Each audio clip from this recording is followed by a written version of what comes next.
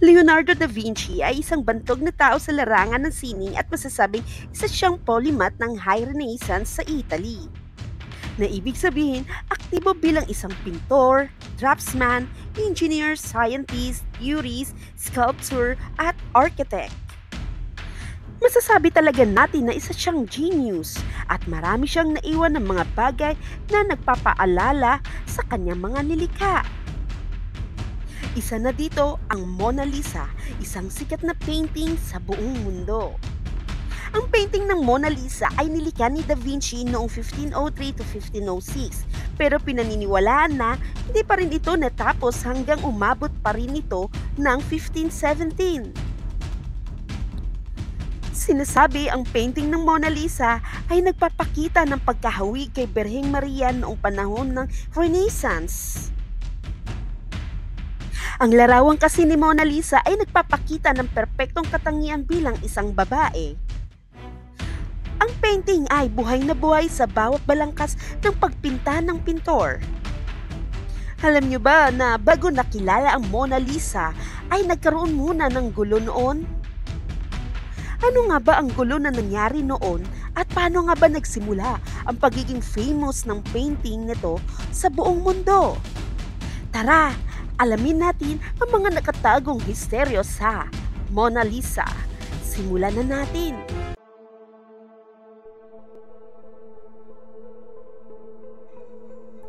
Misteryo. Ang panahon ng Renaissance ay tumutukoy sa isang panahon ng kasaysayan sa kilusang pangkultura sa Europa noong panahon pa ng 15th to 16th century. Kung saan dito nagsimula makilala ang magaling na pintor na si Leonardo da Vinci. Hanggang merong isang taong lumapit kay Da Vinci upang ipapinta ang kanyang asawa sa kanya. Ang taong ito ay si Francisco del Giocondo at ang pangalan ng kanyang asawa ay si Lisa del Giocondo. Si Lisa del Giocondo ay asawa ng isang mayaman na Florentine silk merchant. Nais siya nitong ipagawa ng kanyang larawan para ipagdiwang nila ang bagong silang na ikalawang anak nila na si Andre at pagkakaroon ng bagong tahanan. Pinaniniwalaan na si Giorgio Vasari ang nagbigay ng pangalan sa painting na Mona Lisa dahil sa modelo na si Madame Lisa del Giocondo at tinawag din itong La Gioconda. Kung saan tinatawag naman ito sa Frances na La Gioconde o sa English ay Happy.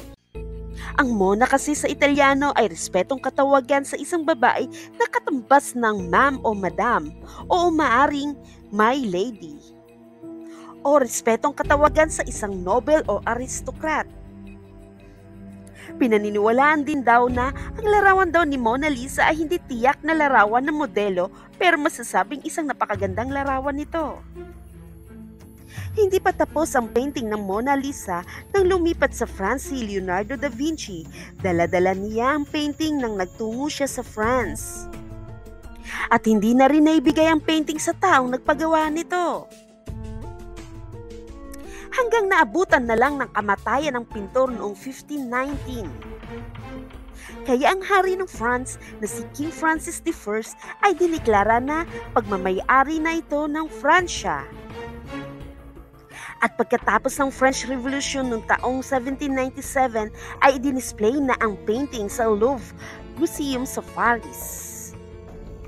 Ang Louvre ay isang National Art Museum na makikita sa Paris at isa sa pinakasikat na museum sa buong mundo.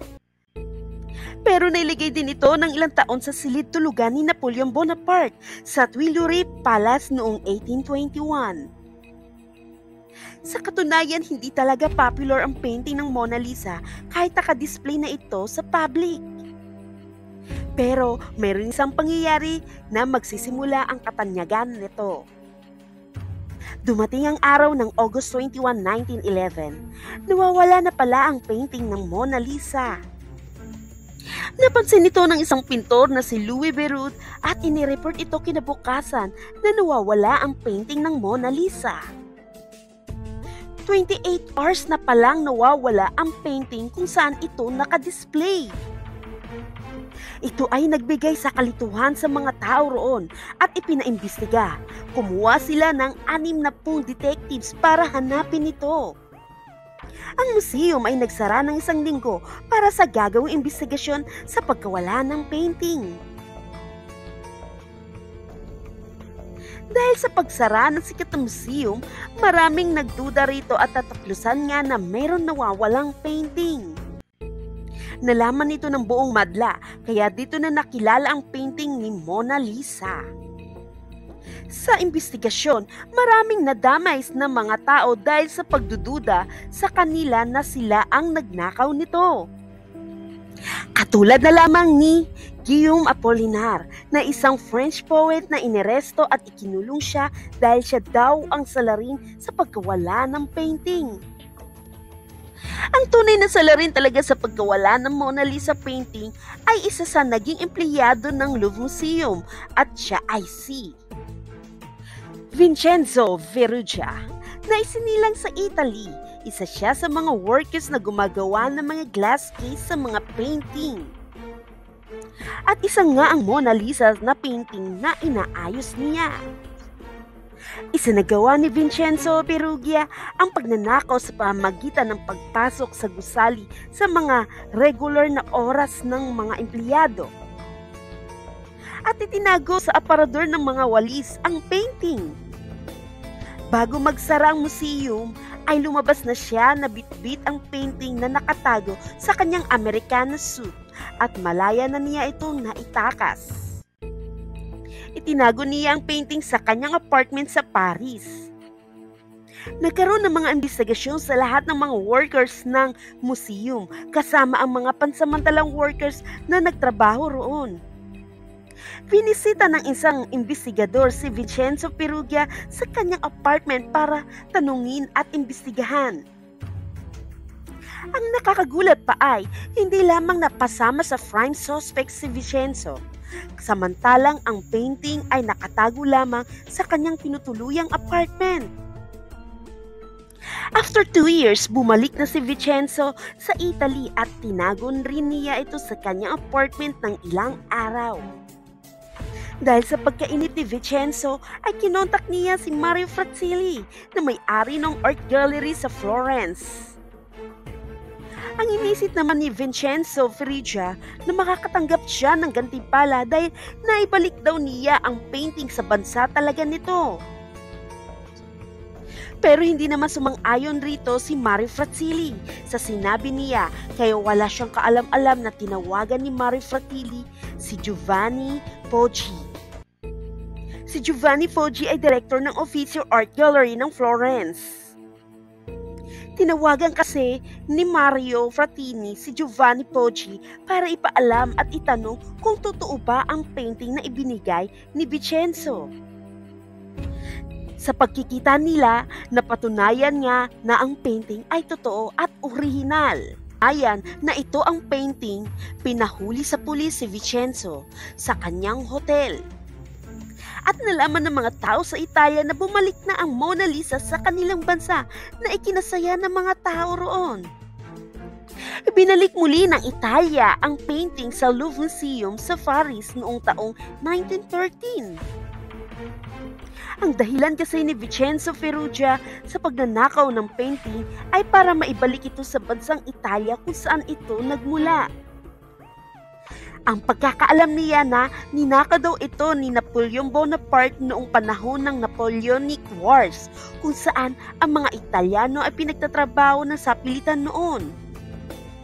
Pero hindi alam ni Ferrugia na mula nang nag-migrate sa France si Da Vinci, ang painting ng Mona Lisa ay ginawang regalo sa hari ng France na si King Francis I. At 250 years ago na ito nangyari bago naisilang si Napoleon Bonaparte. Pinalaya na si Vincenzo sa maikling panahon at nagsilbi siya sa Italy Army noong World War I. Kaso isa siya sa nahuli sa Austria-Hungary at naging prison of war noon. After ng gyera, pinalaya na siya. Ikinasal siya kay Annunziata Rossi at nagkaroon siya ng isang anak na si Celestina. Bumalik siya ng France kasama ang pamilya pero binago na niya ang kanyang pangalan na Pietro Perugia at nakapagtrabaho bilang painter-decorator. Yumaong siya noong October 8, 1925 sa edad na 44 sa France.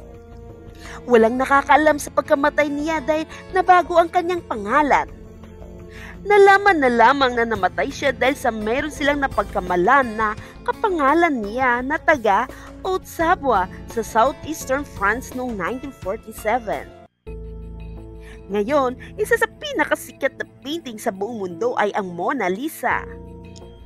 At kinilala ng Guinness World Records na most valuable painting in the world sa halagang $100 million noong 1962.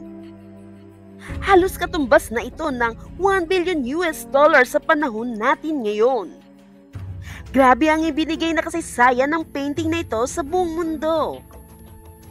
At hindi inaasahan na marami pa palang mga nakatagong misteryo na nakapaloob sa painting na ito, na hanggang sa ngayon ay hindi pa rin nasasagot ng mga eksperto. Kaya, kayamanan ay kaalaman, dapat natin ito iusbong sa tama at kabutihan. Anong masasabi mo sa video natin ngayon?